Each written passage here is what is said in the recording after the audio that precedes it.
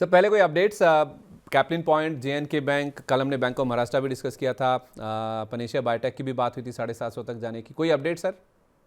अच्छा, तीनों चारों में अपडेट है। कैपली पॉइंट 2390 का टारगेट था, कंप्लीट हो गया है। टॉप या टारगेट पे मतलब टॉप प्रेडिक्ट करने की जगह मैं वही simple strategy trailing stop loss लगाऊंगा 2325 का। और अगर नेक्स्ट लेग में जब भी 2390 निकलेगा तो 2500 रुपये आते हुए दिखेगा। JNK बैंक कंफर्टेबली मूव कर रहा है। स्टॉप लॉस मॉडिफाई करना है तो एक बार 146 का कर सकते हैं। मैं जनरली 146 का स्टॉप लॉस मॉडिफाई करने में ज्यादा कंफर्टेबल रहूंगा, क्योंकि प्रॉफिट हाथ में आ गई है तो छोड़ने का कोई मतलब नहीं है। तो JNK बैंक 146 का स्टॉप लॉस कर लेना चाहिए। महाराष्ट्र बैंक थोड़ा सा स्ट्रेच हो रहा है 87 89, यहाँ पे एक बार आपको सप्लाई देखने के लिए मिलेगी। तो 87 से 89 के बीच में जो है वहां पे प्रॉफिट बुक कर लेना है। वहां पे थोड़ा सा प्रॉफिट बुक करके फिर डिप में ऐड कर सकते हैं। पूरा प्रॉफिट मत बुक कीजिएगा, आधा या पौना, जिस अपने हिसाब से रिस्क मैनेजमेंट के हिसाब से प्रॉफिट बुक करके डिप पे वापस से ऐड कर सकते हैं। एक और स्टॉक है सर केडी ग्रीन, जिसपे हम रेगुलर कवर करते आ रहे हैं। उसमें भी एक अपडेट है, इनने अपनी जो दूसरी कंपनी है केडी आयरन एंड स्टील, इसको मर्ज कर लिया है। तो जो ये था कि डिफरेंट वर्टिकल्स में है, अब इंटीग्रेटेड एक कंपनी कर ली है इनने। तो आज कल वापस से अच्छी बाइंग देखने के लिए मिली। 65 का जो लेवल था रिक्लेम हुआ है।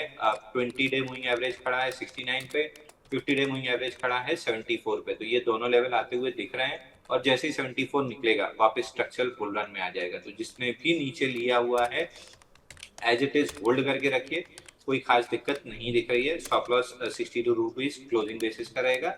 74.75 ये लेवल निकलने के बाद और ऐड किया जा सकता है ब्रेकआउट प्रोस्पेक्टिव से। वापस टारगेट वही है, अभी 130 रुपए का जो ऑल टाइम हाई है वही टारगेट है। ठीक है सर, आपने कहा कैप्लिन पॉइंट में 2390 का टारगेट पूरा हुआ, तो जो शॉर्ट टर्म ट्रेडर्स हैं वो बुक कर लें, और जो बने रहने चाहते हैं 2500 का टारगेट के लिए वो 2325 का स्टॉप लॉस रख लें, राइट? बिल्कुल सर, देखिए ऑफ लेट आपको याद होगा नैटको फार्मा और एम से एक और फार्मा था, मेरे को नाम याद नहीं आ रहा है। मार्क्सन्स। मैनकाइंड फार्मा। अच्छा। मैनकाइंड फार्मा दोनों में हमने ये देखा था कि टारगेट पे जो निकल गए उनसे ज्यादा पैसा उनने बनाया जो ट्रेलिंग स्टॉप लॉस के सहारे चलते गए, क्योंकि हम ठीक है। 15% एक्सपेक्ट कर रहे थे और 40% चल गया था। तो मैं तो अगर आपको बुक करना भी है तो आधी बुक कर लीजिए, आधे पे 2325 का स्टॉप लॉस ले लीजिए, क्योंकि 2390 जिस हिसाब से टच किया है, 4 दिन की कंटिन्यूअस अप मूव है और 400 रुपए चल के टच किया है, तो हो सकता है 3 4 दिन अटके। बट इस पूरे अटकने में 2325 लग नहीं रहा कि टूटेगा, तो उसी को स्टॉप लॉस लगा के आधी, कम से कम आधी पोजीशन तो होल्ड करना ही चाहिए। क्योंकि 2325 का स्टॉप लॉस भी कटता है तो आपके घर से कुछ नहीं जाएगा, लेकिन अगर एक्सटेंड कर गया 2500 2600 तो प्रॉफिट आपकी ये आधी पोजीशन पे बढ़ जाएगी। तो अगर आपको कंफर्ट नहीं है, आधा बुक करके आधे पे ट्रेलिंग स्टॉप लॉस लगा लीजिए, बट कुछ क्वांटिटी तो छोड़िए 2325 के स्टॉप लॉस से। और JNK बैंक में टारगेट 174 का ही है, अब स्टॉप लॉस बढ़कर 146 हो गया। हाँ, 140 का स्टॉप लॉस कर लीजिए, 174 पे रिव्यू करेंगे, अगर प्रॉफिट बुकिंग दिखी तो फिर निकल जाएंगे। ठीक है, ओके, तो 174 एक तक और का। चीज सर, मैं हाँ। कल कल शायद आपके शो पे नहीं डिस्कस हुआ है, बट टाटा टेक कल मैंने पूरा अपना जो प्रॉफिट था ले दे के पूरा स्टॉक डंप कर दिया है। नहीं, और आपने अब बताया मैं था। केवल, हाँ, तो मैं JSW इंफ्रा और रिलायंस दो ही चीज में हूँ। आपने कहा था सर, बिल्कुल कहा था। और टाटा टेक से निकलकर आप कह रहे थे कि JSW इंफ्रा, रिलायंस इंडस्ट्रीज़ पर पूरा आप फोकस करके चल रहे हैं। चलिए आज वाले कुछ स्टॉक्स की बात करते हैं जिनमें ज़बरदस्त वॉल्यूम एक्शन बन रहा है। क्या वो वॉल्यूम एक्शन प्राइस मूवमेंट में भी दिखेगा और एक्सटेंड होता हुआ दिखेगा, उसकी बातचीत कर लेते हैं। सर फैक्ट के साथ शुरुआत करना चाहूँगा। 3 दिन के हिसाब से देखें तो 1425% का वॉल्यूम राइज है, 15 दिन के हिसाब से देखें तो 440% का वॉल्यूम ग्रोथ है, इसमें 898 के आसपास। फैक्ट में क्या करना है? अच्छा, कैंडल फॉर्मेशन बहुत अच्छी नहीं है। मंथली चार्ट पे इनसाइड बार है, मदर बार का हाई 952 रुपए पे है, तो मेरा इंटरेस्ट 952 के ऊपर ही आएगा। अभी तो नहीं आ रहा है। स्पेस में अगर आप देखेंगे तो कोरोमंडल फर्टिलाइजर और इसमें बाउंस बैक दिख रहा है, बट हम लोग जो जहाँ फोकस कर रहे हैं वो है चंबल फर्टिलाइजर। 475 के ऊपर टिकता है तो फिर चंबल फर्टिलाइजर में बाइंग स्टार्ट करेंगे। ऊपर 516 तक का टारगेट दिख रहा है, तो इस स्पेस में मेरे को चंबल फर्टिलाइजर इकलौता अच्छा दिख रहा है। ठीक है, चंबल फैक्ट की बजाय चंबल पे आप फोकस कीजिए। अगर 475 के ऊपर टिका तो फिर 516 तक ये जाता हुआ दिख सकता है। फैक्ट में 952 के ऊपर ही खरीदारी करने की सलाह होगी। सफ़ायर फूड्स, इसमें भी सर हम देख रहे हैं कि आज भले ही प्राइस मूवमेंट ज़्यादा नहीं है, फ्लैट है ये स्टॉक, लेकिन 388% का वॉल्यूम राइज है। कुछ है सर चार्ट पैटर्न में दमदार?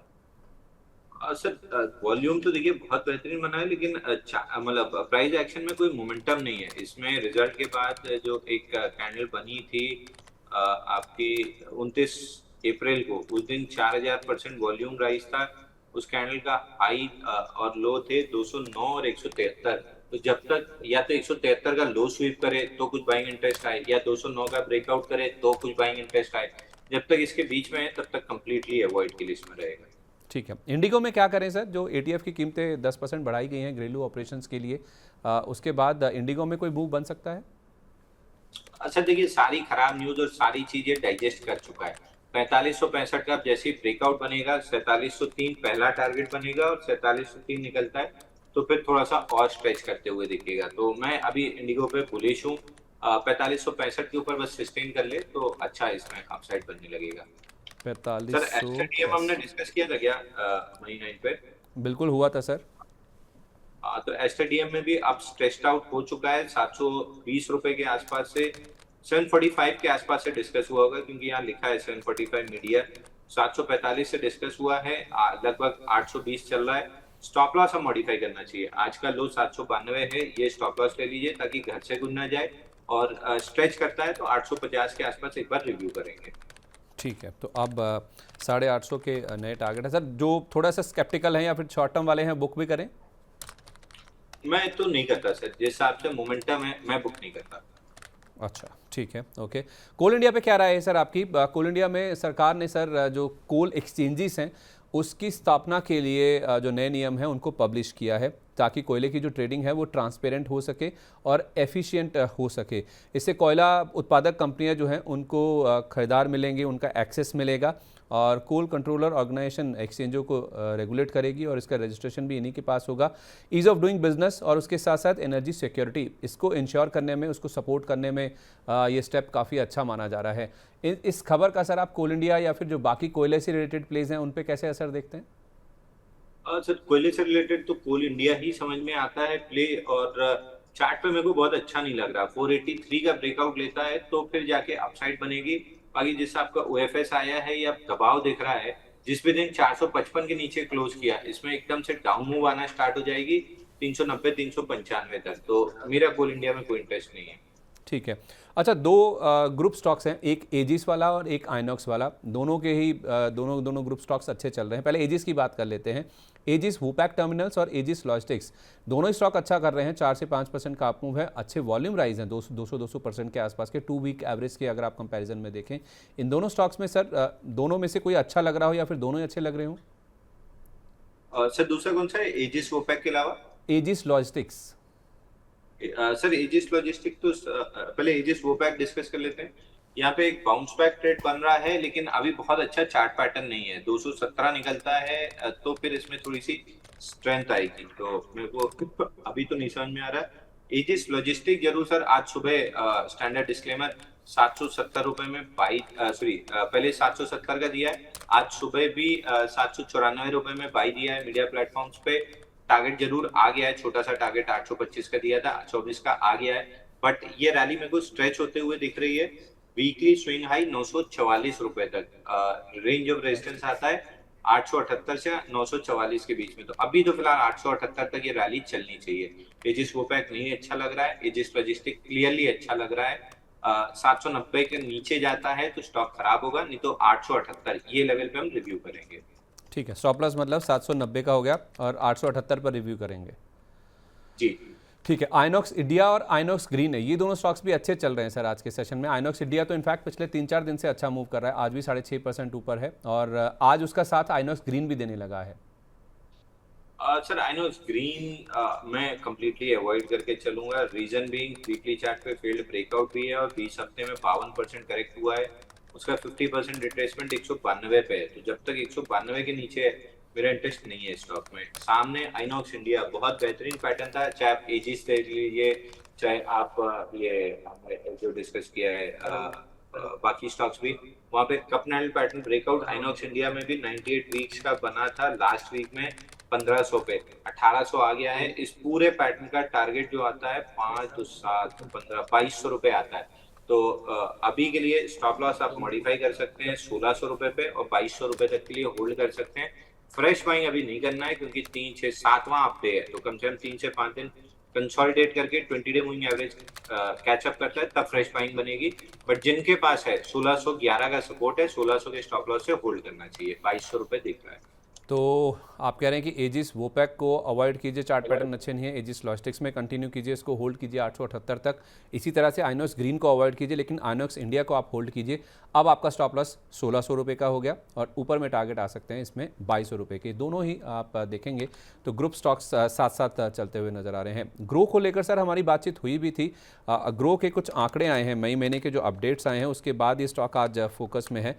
तो ग्रो में सर अगर मुझे याद है सही तो हमारी जो बातचीत हुई थी, ग्रो में आपने अच्छे टारगेट दिए थे ऊपर की ओर। ये जो सर इन्होंने मई महीने में देखें तो अच्छे क्लाइंट एडिशंस किए हैं। अब इनके जो क्लाइंट बेस है वो बढ़कर 13 मिलियन पर पहुंचता हुआ दिख रहा है।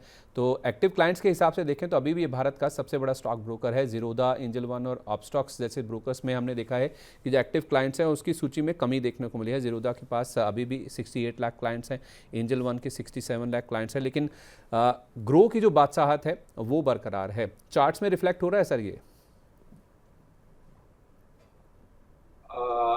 सर देखिए, ग्रो में जो 220 करीब के टारगेट्स अचीव हुए थे, उसके बाद से हम स्टॉक से अभी बाहर चल रहे हैं, और बाइंग का कोई चार्ट पैटर्न मेरे को दिख भी नहीं रहा है। 202 रुपए के ऊपर निकलता है तो वापस से रिन्यूड स्ट्रेंथ आएगी, तब आपको अच्छी अपसाइड मिलेगी। तब तक 180 202 इस रेंज में चलते हुए दिखेगा। मतलब 202 पार होने का वेट करें? जी बिल्कुल। ठीक है।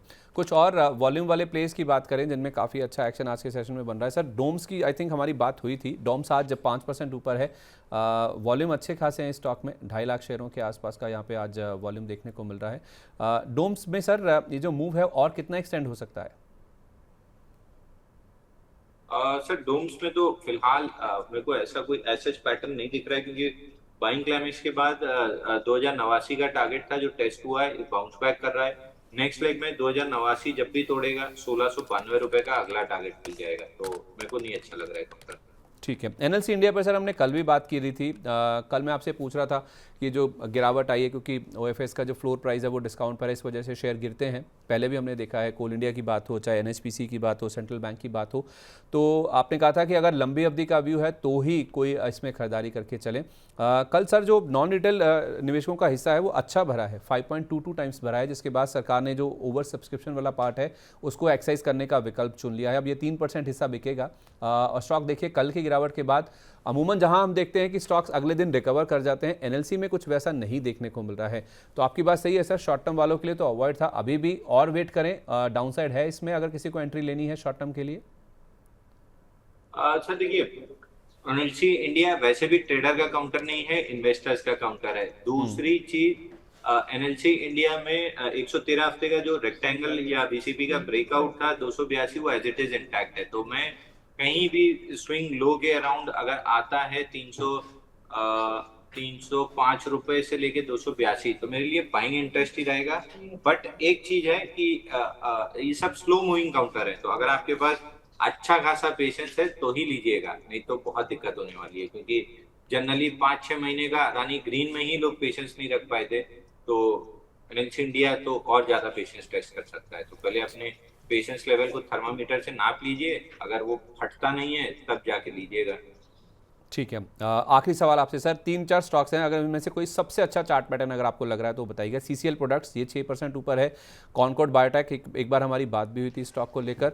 और तीसरा नाम जो है सर वो है एमआरपीएल का, हमने पहले भी डिस्कस किया है। 5 से 6 6.5% तक तीनों ही स्टॉक ऊपर हैं। सबसे बढ़िया चार्ट पैटर्न या कोई मूव अगर किसी में बन रहा हो सर, कोई ट्रेड अगर इनिशिएट कर सकें? सर ये तो एमआरपीएल लास्ट टाइम भी हमने डिस्कस किया था, तब भी एमआरपीएल रिलेटिव वीकनेस थी और चेन्नई पेट्रो में रिलेटिव स्ट्रेंथ थी। तो आप देखिए चेन्नई पेट्रो अभी भी नया ऑल टाइम हाई बना रहा है, तो मैं अभी भी चेन्नई पेट्रो के साथ ही रहूंगा। एमआरपीएल में रिलेटिव वीकनेस है, मैं अवॉइड करके चलूंगा। सीसीएल प्रोडक्ट में 96 डेज का कैपिटल पैटर्न ब्रेकआउट आया था 1071 पे, उसी को रिटेस्ट किया था। परसों फॉलो थ्रू मूव आई थी कल इनसाइड बार था, आज इनसाइड बार का ब्रेकआउट आ रहा है, तो कहीं भी 1400 से 1500 रुपए स्टॉक जा सकता है। स्टॉप लॉस 1140 पे मॉडिफाई करना चाहिए। और आखिरी बचा कॉनकॉर्ड बायो, इसमें फ्लैग पैटर्न का कल के सेशन में ब्रेकआउट आया 1274 पे, और टारगेट इसका बनता है स्विंग हाई 1385। ओके, तो सर ये 1400 से 1500 अगर जा सकता है सीसीएल प्रोडक्ट, तो फ्रेश भी लिया जा सकता है? आज के लोग ये स्टॉप लॉस से फ्रेश बाई कर सकते हैं, 1140 के अराउंड आपका स्टॉप लॉस आता है। ओके, ठीक है। और चेन्नई पेट्रो जो हमारी लास्ट बात हुई थी सर, आपने कहा था 1350 जाता हुआ दिख रहा है, वही लेवल्स इंटैक्ट हैं अभी भी? एज इट इज इंटैक्ट है सर, आज नया ऑल टाइम हाई बना है और धीरे धीरे करके निकल जाएगी। ठीक है, ओके, बहुत शुक्रिया आपका sir, thank you so much अपना कीमती समय आज हमारे साथ शेयर करने के लिए। जिन भी स्टॉक्स पर बातचीत हुई, चर्चा हुई सर, उनमें कोई डिस्क्लेमर? सर इंडेक्स का स्टॉक जिस पे भी बात हुई है कोई भी पर्सनल पोर्टफोलियो में नहीं है, लेकिन कंपनी क्लाइंट दर्शकों के पास हो सकते हैं, किसी तरह का कोई भी कॉन्फ्लिक्ट ऑफ इंटरेस्ट नहीं है। ठीक है, बहुत शुक्रिया आपका sir, thank you so much and wish you a very good day sir. धन्यवाद।